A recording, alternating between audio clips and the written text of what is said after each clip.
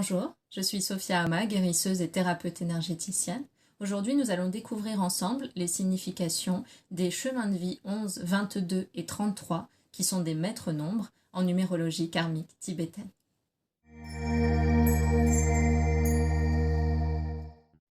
Si vous n'avez pas encore calculé votre chemin de vie, je vous invite à d'abord regarder la vidéo dont je mets le lien juste en dessous pour d'abord faire les 3 calculs afin de trouver votre chemin de vie à partir de votre date de naissance.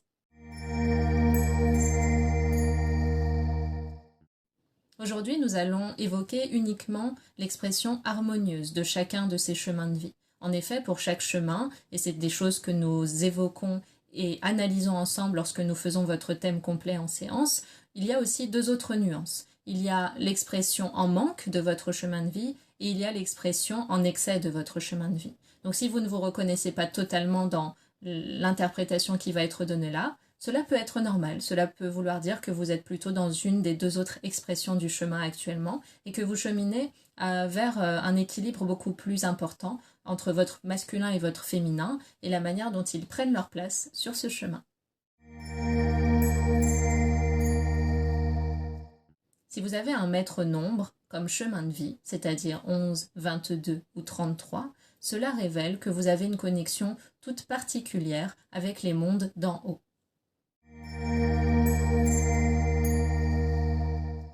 Si vous avez un chemin de vie 11, les maîtres mots sont connexion, inspiration et transmission. Le chemin de vie 11 est celui du porteur des messages divins.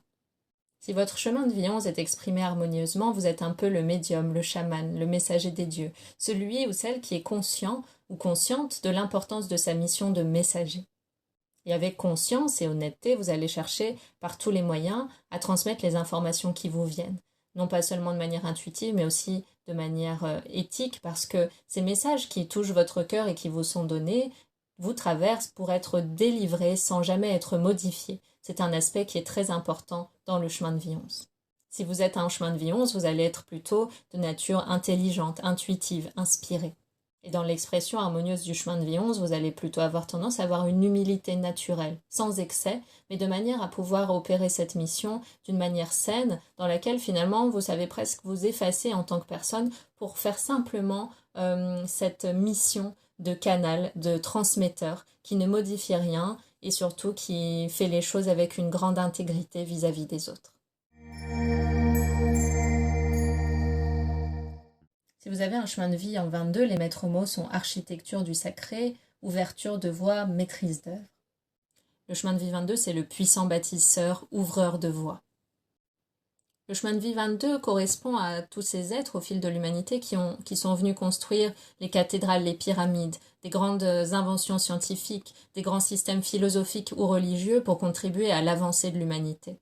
Le chemin de vie 22, c'est vraiment celui d'une personne qui est là pour ouvrir des voies, ouvrir des nouvelles voies pour l'humanité, pour sa progression spirituelle notamment.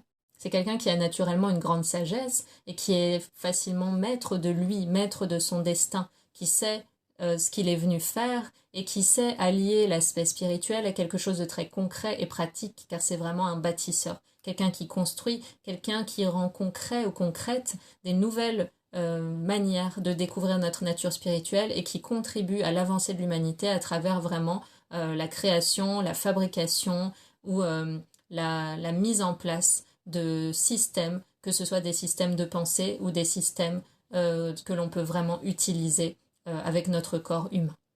Sa présence dans ce monde s'intègre vraiment à la progression de l'humanité.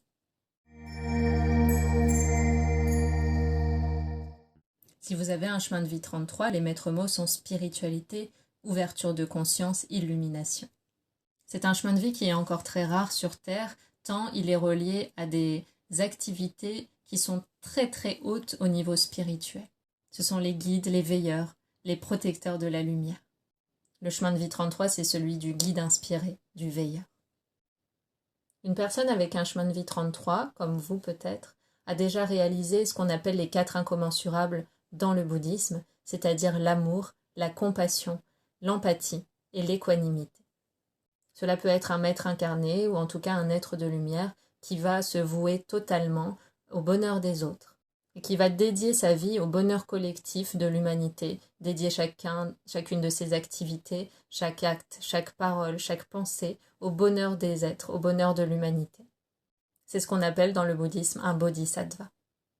Certains sujets en 33 sont déjà présents dans l'humanité, mais ils sont encore très très rares. L'humanité n'est pas encore totalement prête à les accueillir, mais pour certains, ils sont déjà là, en train d'œuvrer, en toute discrétion.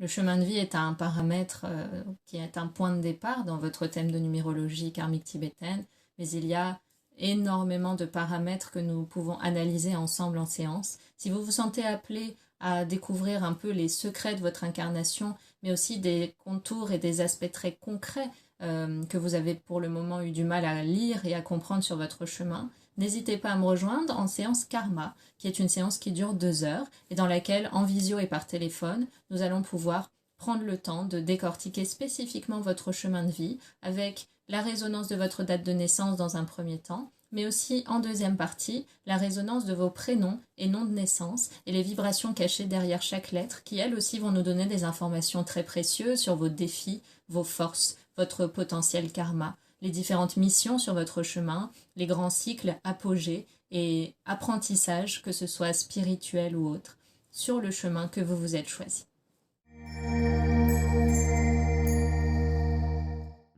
Si le sujet de la numérologie karmique tibétaine vous intéresse, je vous invite à consulter juste en dessous de cette vidéo mon podcast « Ta vie précédente a un message pour toi » dans lequel j'approfondis ce sujet, ainsi que mon article sur le blog de mon site sophia-ama.com, Les secrets de votre incarnation, qui va vous permettre de comprendre un petit peu mieux cette discipline, mais aussi ce qu'elle peut nous apporter sur notre chemin de vie.